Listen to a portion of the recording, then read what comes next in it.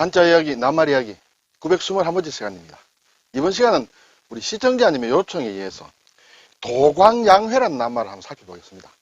사실은 본다면 볼 수 있고 또 우리가 쓰는 낱말이 아니라 할 수 있죠. 중국에서 이제 최근에 만들어진 낱말인데 요즘 또 잘 안 쓰지만 그래도 가끔 접할 수가 있습니다. 한자로 대략 어떤 뜻인가 아는 것은 한자 공부하는 우리로서 한 번 정도 접해도 되지 않을까 생각이 됩니다. 글자가 어려운 글자가 있습니다. 도는 감추는다는 뜻이에요. 도. 그렇죠? 보기 힘든 글자예요. 광은 빛광이다. 양은 기른다는 뜻. 기를 양. 회는 금음날. 금음. 음력에 이제 그 달의 마지막 날은 이제 할 때 얘기할 때 쓰는 글자인데 도광양회. 그렇죠? 빛을 감춘다는 뜻이 되겠죠. 네. 뭔가 드러나지 않고 하도록. 그리고 양회다. 예. 어둠 속에서 뭔가 기른다. 예. 조금, 그렇죠. 드러내고 싶지 않은 그런 상황을 얘기한다. 이것이 중국의 하나의 외교 방침이었다. 이렇게 볼 수 있습니다. 자, 자세한 것은 뒤에서 잠깐 따져보겠는데, 자, 일단 글자를 보면, 도는 감춘다. 자, 이것은, 그렇죠. 다룸 가죽 위라고 합니다. 위. 그렇죠. 여기 위는, 사람인을 붙이면 위대하다, 거룩하다 할 때 쓰는 위예요. 위인이다 할 때. 그리고 여기에 이제, 양쪽에 갈행자를 넣게 되면, 이렇게 도운다는 뜻이에요. 네, 위성이라 할 때. 예, 그런 위가 되고, 예, 이게 이제 다룸 가죽이라는 것은, 무두질을 잘한 가죽을 얘기한다. 자, 어쨌든 가죽이고, 여기 오른쪽에 있는 것은, 위에는 이제 손톱조예요. 그렇죠? 손을 뜻하고, 안에는 절구구다. 뭔가 손으로, 뭔가 절구통에서 뭘 꺼내는 그런 모양이다. 퍼낼 요자다. 이렇게 얘기하는데, 여기에 이제 발음이 도라는 발음이 있다. 자, 가죽으로 만든 뭔가 넣어놓는 어떤 도구를 얘기한다. 퍼내기 위해서는 뭔가 넣어둬야 되겠죠. 그래서 감추는, 그런 감출도를 얘기한다. 빛광은 어진 사람이죠. 사람이 불을 들고 있는 모양이다. 그래서 빛이 난다. 기르다는 양은 위에는 양양자입니다. 이 부분이 양양자다. 양양자의 밥식자입니다. 예. 어떤 먹이를 줘서 양을 기른다. 이렇게 생각하면 쉽겠죠. 이렇게 붙여놓으면 좀 글자가 어렵게 보입니다만, 떼놓으면 그렇게 어렵지 않다. 양양자와 밥식자. 금음회는 이제, 날짜와 관련이 됩니다. 그래서 날일자다. 예, 이것은 이제 늘 매양매다는 뜻이에요. 네, 그래서 금음회, 이렇게 되겠습니다. 자, 도광양회. 예, 사전을 찾아보니, 빛을 감추고, 그렇죠? 그리고 밖에 빛이 이제 않도록 한 뒤, 어둠 속에서 은밀히 힘을 기른다. 어둠, 예, 회는 금음날은 어둡습니다. 그렇죠? 어둠 속에서 기른다. 네, 여기서 기른다는 뜻도 있지만 양이 또 어떤 감춰둔다는 그런 뜻도 있다. 그래서 결국은 어떤 빛을 감추고, 빛이라는 것은 내가 좀 굉장하다는 것이죠. 근데 드러내지 말고 이렇게 더 감추고 있어라. 그리고 어둠 속에서 그것을 가지고 있어라. 예, 감추고 있어라. 그런 뜻이에요. 그래서 은밀히 힘을 기른다. 그리고 달리 설명하면 자신의 재능이나 명성을 드러내지 않고 참고 기다린다는 뜻이다. 나 속으로 실력이 있지만 드러내지 않는다는. 예. 이것은 1980년대 말에서 1900년대에 걸쳐서 중국의 대외 정책을 나타내는 용어다. 그것이 이제 뒤에 나오겠습니다만 28자 방침이라는 게 있다. 등소평이 만든 그 중에 하나다. 이런 것이에요. 근데 이것이 이제 2002년 이후에는 이제 변경이 됩니다. 변경이 돼가지고 구진타오 시대라든지 변경이 돼와 그래서 그때는 화평굴기다. 네, 평화 속에서 일어난다. 유소작위다. 네, 우리 잘 안 쓰는 그런 얘기입니다만 어쨌든 꼭 해야 할 것만 조금 한다. 그것도 드러내지 않는다는 얘기겠죠. 부국강병이다. 네, 이러다가 지금은 이제 시진핑 시대에 들어와서 군사굴기다. 네, 그렇죠. 대국굴기다. 이런 식으로 왔습니다. 그래서 이것은 몇십 년 전에 등소평에 의해서 쓰여진 중국의 대외 정책을 나타내는 대표적인 말이다. 이렇게 되겠습니다. 자, 이게 이제 등소평의 중국 대외 관계 지도 방침 28자. 우리가 이걸 다 알 필요는 없겠죠. 알 필요는 없지만, 가장, 흔히 듣는 것이 결국 도광양회다. 그리고 유소작이다. 도광양회가 가장 대표적인 것이고, 이 중국의 대외 관계뿐만 아니라 우리가 어떻게 보면 인생을 살면서도 일반적으로 조금 알아둘 필요는 있는 말이다. 이렇게 되겠습니다. 그래서 4개의 글자로서 이제 28자, 7구절이 있는데, 일단 간단히 보면, 뭐 글자를 다 알 필요도 없고 외울 필요도 없겠습니다만, 한번 지나가면서 보면, 냉정 관찰한다. 냉정하게, 국제 정세를 냉정하게 관찰해라. 대외 관계의 지도 방침이에요. 그렇죠?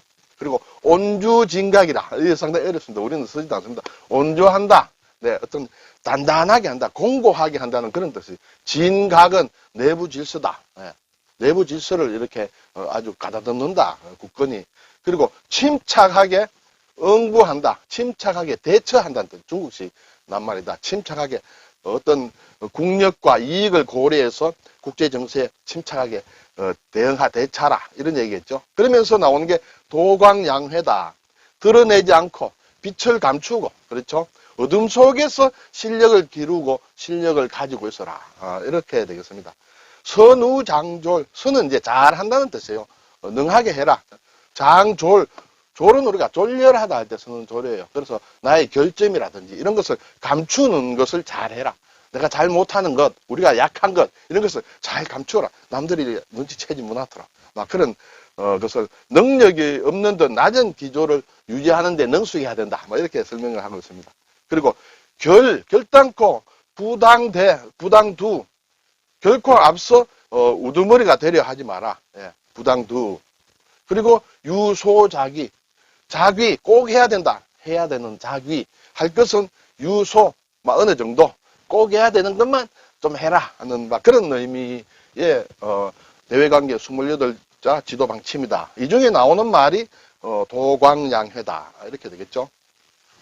그럼 이러한 나말이 유래라고 할까요? 삼국지연의에 보면 조조의 식객으로 있을 때 유비가 조조에게 조금 신세지고 있을 때 자신의 재능을 숨기고 은밀히 힘을 기른 것과 이런 좀 말이 좀 성어와 관련이 된다. 그래서 이제 그리고 나중에 제갈량이 천하 삼분지계를 꾀하면서 유비가 우선에 먼저 총나라를 먼저 취해라. 그러고 나서 힘을 길러서 위나라와 오나라와 어떻게 균형을 꾀하도록 하는 그런 전략. 그것을 우리가 도광양회의 어떤 사례로 볼 수 있다.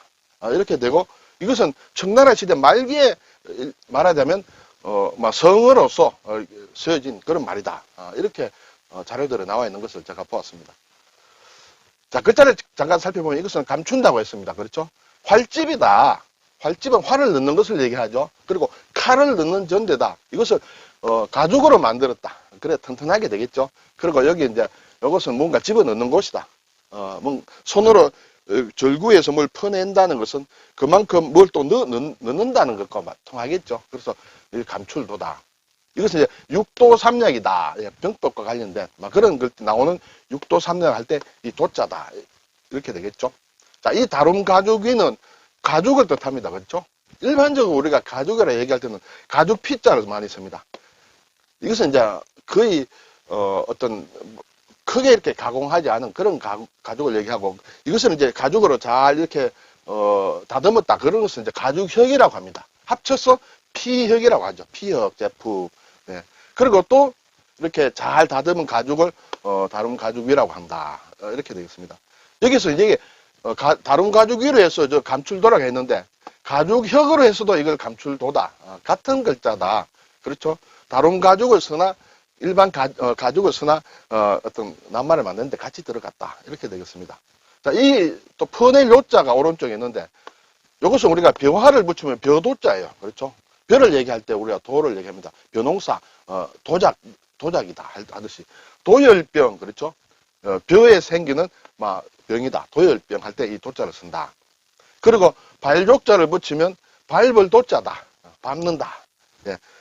우리가 무도회, 예. 무용하고 할 때, 무도할 때, 밟을 도자에 무도회 할 때 쓰는 글자다. 글자가 상당히 어렵습니다만, 한 번 정도 눈여겨둘 필요가 있고, 이 다룸 가죽위를 또 눈여겨둘 필요가 있다. 이렇게 되겠습니다.